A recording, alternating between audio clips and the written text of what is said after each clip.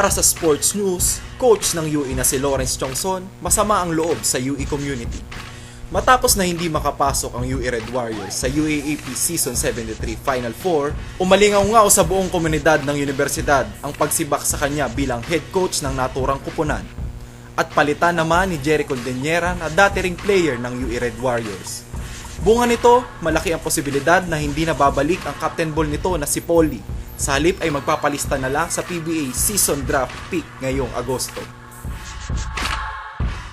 Para naman sa NBA, pinangunahan ni J.R. Smith na tumikada ng 28 puntos ang Denver Nuggets laban sa Miami Heat.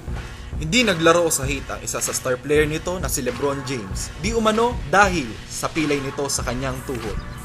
Dahil sa kakulangan ng Big 3 ng Miami, tinalo ng Denver Nuggets ang kinaguraang Beast of the East ng Eastern Conference sa score na 130-102. Para sa Sports News, Rafael Hakutan, nag-uulat.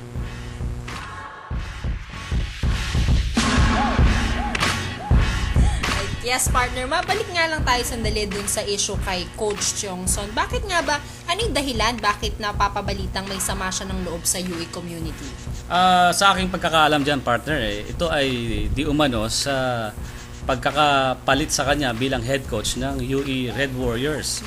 Sapagkat sa aking nabasa sa The Dawn, parang gumawa ng petition ng mga estudyante ng UE para mapatanggal siya bilang head coach. So sa anong paraan? Maybe in a signature letter or talagang nag-request? I think it's in the form of signature letter. Signature campaign.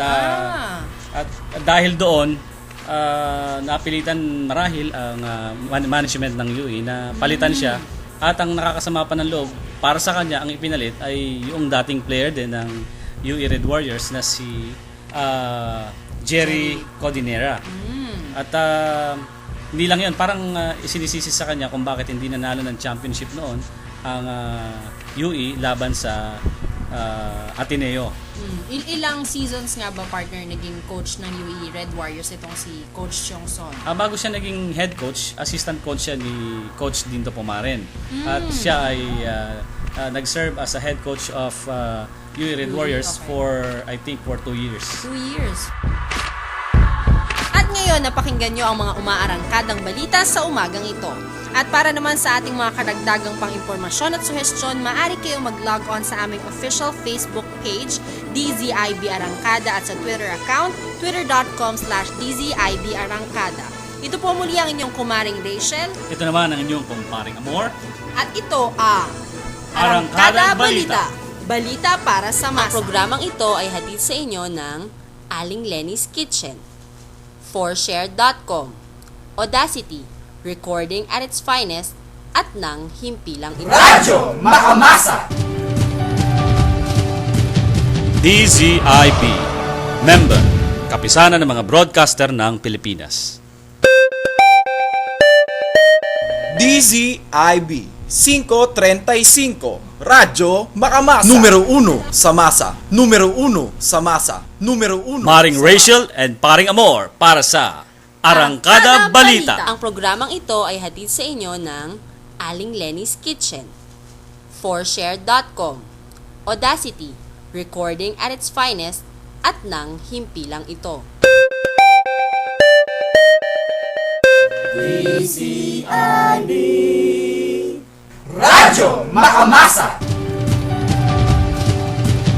DZIB, member, kapisanan ng mga broadcaster ng Pilipinas. DZIB 535, Radyo Makamasa. Numero 1 sa masa. Numero 1 sa masa. Numero 1 sa masa. DZIB Radyo Makamasa. DZIB, member, kapisanan ng mga broadcaster ng Pilipinas. DZIB 535, Radyo Makamasa. Numero 1 sa masa. Numero 1 sa masa. Numero 1 sa masa.